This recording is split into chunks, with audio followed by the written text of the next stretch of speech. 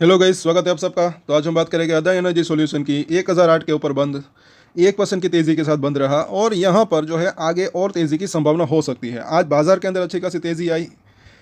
कई बार ऐसा होता है कि बाजार चलता है, उसके बाद जो है स्टॉक जो है उसके अंदर बाउंस बैक आ सकता है। इसके अंदर अगर बाउंस बैक आता है तो कहाँ तक जा सकता है वो भी हम देखेंगे। साथ साथ हमें कुछ कमेंट्स आए थे, उसके हम जवाब दे दें कि और आपके भी कुछ सवाल है तो नीचे कमेंट कर सकते हैं। और अगर आपकी इसके अंदर होल्डिंग है तो हमारे चैनल को सब्सक्राइब जरूर कर लें। इसके ऊपर हम डेली टेक्निकल चार्ट के ऊपर एनालिसिस करते हैं।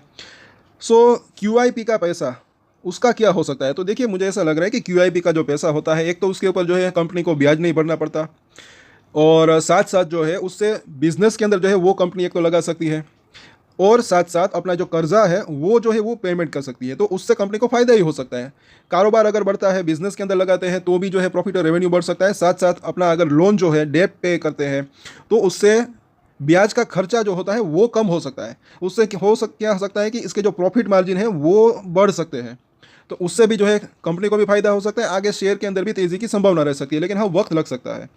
सो आई होप कि आपको समझ में आ रहा होगा। आज के दिन अगर देखें तो थोड़ी सी वो एक हैमर का है या फिर एक ड्रैगन फ्लाई डोजी जैसी कैंडल बनी है डेली चार्ट के ऊपर। और अभी हालांकि ये कैंडल जो है बनी है, अगर गिरावट के अंदर ऐसी कैंडल बनती है तो वो एक जो है फिर रिवर्सल के संकेत हो सकते हैं। लेकिन फिर भी यहाँ पर ये गिरावट आई थी, उसके बाद थोड़ा सा ये कंसोलेशन हुआ और उसके बाद ये कैंडल बनी है। तो अभी भी पॉसिबिलिटी हो सकती है तेज़ी की, बाउंस बैक की। कितना बाउंस बैक आ सकता है वो भी हम देखेंगे। उससे पहले अगर ये सबसे पहले तो 5 और 9 डेज का मूविंग एवरेज, इसको पार करना जरूरी है। उसके ऊपर टिकने लगे तो अच्छा रह सकता है, क्योंकि इसके ऊपर ये टिकने में नाकामयाब रहा है अब तक की अगर बात करें, जब से ये गिरावट आई है। और ऊपर जा सकता है तब स्ट्रेंथ वापस आ सकती है। और यहाँ पर अगर देखें तो 3 लाख के आसपास की आज डिलीवरी उठी, ठीक ठाक डिलीवरी उठी है। और यहाँ पर अगर देखें 15 मिनट का चार्ट, आज के दिन क्या हुआ, सवेरे यहाँ पर खुला, उसके बाद नीचे आया, एक राउंडिंग बॉटम जैसा सिचुएशन बना और एक ब्रेकआउट जैसा भी आया, ऐसा लग रहा है। पूरे दिन की अगर बात करें, ज़्यादा थोड़ा सा ऊपर क्लोजिंग दे देता तो ज़्यादा बेहतर रह सकता था। वॉल्यूम अच्छा था आखिर में, ये भी यहाँ पर अच्छी चीज़ दिख रही है। और यहाँ पर अगर देखें वीकली चार्ट के ऊपर बुलिंजर बैंड लगाया है तो निचली लाइन जो है 920 के आसपास है, वहाँ पर इसको सपोर्ट मिल सकता है। सपोर्ट एरिया जो है वो अभी भी करीब दिख रहा है। ये चीज़ यहाँ पर अभी भी दिख रही है शॉर्ट टर्म की बात करें तो। मिडल लाइन इसकी 1050 के आसपास है। पहला रजिस्ट्रेशन एरिया इसका ये बन सकता है अगर यहाँ से बाउंस बैक आना स्टार्ट होता है तो। यहाँ तक तो जाने की संभावना रह सकती है। ये लेवल अगर सक्सेसफुली पार करता है तो फिर और ऊपर जा सकता है, जो कि 1175 रुपये के आसपास का जोन है, उसकी ऊपरी लाइन वहाँ पर है। अब डेली चार्ट के ऊपर जब बुलिंजर बैंक को लगाया तो यहाँ पर जो है नीचे में 970 के आसपास की निचली लाइन, वहाँ पर सपोर्ट मिल सकता है। पिछली बार भी 2 बार इसी लेवल के आसपास, इसी लेवल के नहीं बल्कि ये निचली लाइन के आसपास सपोर्ट लिया था। इन तीनों ही लाइन के अंदर डेली चेंजेस होते रहते हैं। इसके अंदर भी अगर देखें तो ऊपर में मिडल लाइन जो है इसकी 1037 के आसपास है, वो भी एक रजिस्ट्रेशन एरिया बन सकता है। उसके बाद ये 1100 का लेवल।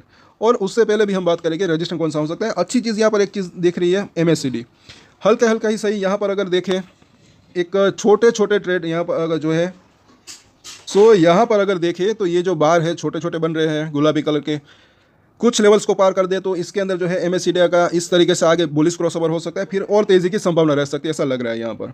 और आगे हम देखें RSI को तो 42 के आसपास है, ठीक ठाक। यहाँ पर अगर देखें तो थोड़ी सी न्यूट्रल कंडीशन में दिख रही है।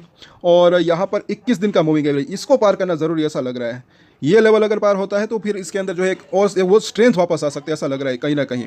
क्योंकि कई बार यहाँ पर एक बार इसको पार गया था, उसके बाद वापस से नीचे आया, फिर इसके ऊपर जा नहीं पाया, तो फिर जो है एक वो MACD का बुलिश क्रॉसओवर भी हो सकता है, तो एक स्ट्रेंथ वापस आ सकती है, ऐसा लग रहा है। उसके बाद और तेज़ी की संभावना रह सकती है। और यहाँ पर भी अगर देखें, अब इसके सपोर्ट और रजिस्ट्रेशन 1008 का प्राइस है।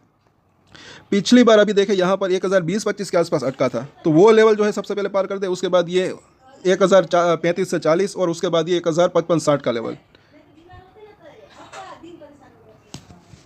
खास करके जो है यहाँ पर सपोर्ट और रजिस्ट्रेशन के ऊपर हम नज़र जो है इसके ऊपर हम नज़र रख सकते हैं।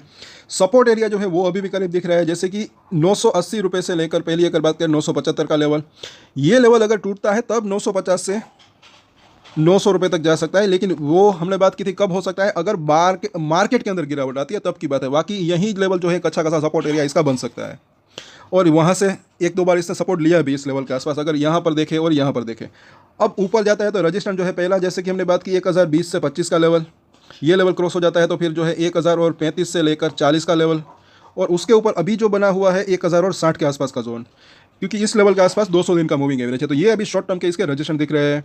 और अगर ये लेवल पार होता है तो बड़ा रजिस्ट्रेशन कौन सा है, अगर आप हमारे रेगुलर व्यूअर्स हो गए तो आपको पता होगा। अभी रजिस्ट्रेशन बना हुआ है ये लेवल, जो कि 1100 30 रुपये के आसपास का जोन है, बस ये लेवल पार होता है फिर इसके अंदर एक अच्छी तेजी की संभावना रह सकती है। तो कल वापस से इसके ऊपर हम चर्चा करेंगे, क्या ये 5 और 9 डेज के मूविंग एवरेज के ऊपर क्लोजिंग देता है नहीं, वो देखना बनता है। और अगर आपका कुछ सवाल है तो नीचे कमेंट करके पूछ सकते हैं, ज़्यादातर हम सवाल का जवाब वीडियोस के अंदर देने की कोशिश करते हैं। और आज के वीडियो में इतना ही। और एक स्टैंडर्ड डिस्क्लेमर जो कि मैं हमेशा देता हूँ, आप कोई भी ट्रेड ले उससे पहले अपनी रिसर्च करें, अपने फाइनेंशियल एडवाइजर की सलाह ले, उसके बाद ही कोई डिसीजन ले, और डिसीजन ले तो उसकी जिम्मेदारी मैच्योरिटी के साथ खुद ही ले। ये वीडियो मैंने एजुकेशन पर्पस के लिए बनाई, मेरी तरफ से कोई भी बाय या सेल की रिकमेंडेशन नहीं है। Thank you.